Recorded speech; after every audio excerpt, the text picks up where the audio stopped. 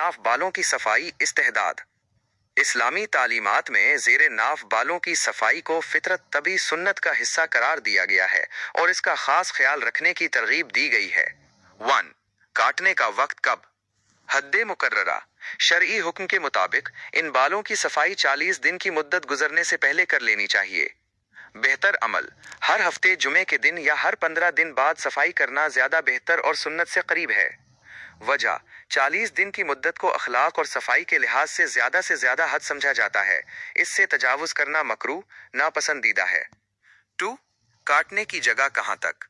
तारीफ, ज़ेरे नाफ बाल आना से मुराद वो बाल हैं जो नाफ से नीचे पेट के निचले हिस्से, शर्मगाह के इर्द गिर्द और उसके आसपास उगते हैं।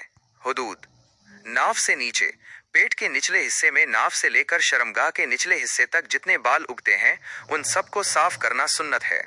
रानों के जोड़, रानों के ऊपर जहां से रानें शुरू होती हैं और आमतौर पर बाल उगते हैं उन्हें भी साफ करना चाहिए। निज़ाम सफाई, सफाई का मकसद शर्मगाह के इर्द गिर्द और जिस्म के इस हिस्से से बालों को हटाना है जहां निजासत, नापाकी के ज़र्रात और बदबू जमा हो सकती है, ताकि तहारत, पाकीज़गी और हिफ्ज़ाने सेहत का मुकम्मल हसूल हो सके।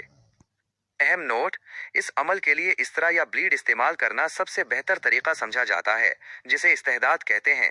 कैंची या मशीन का इस्तेमाल भी जायज़ है, लेकिन अगर उनसे बाल बहुत छोटे हो जाएं मगर जड़ से साफ न हो तो मकसद तहारत जुज़वी तौर पर फौत हो जाता है।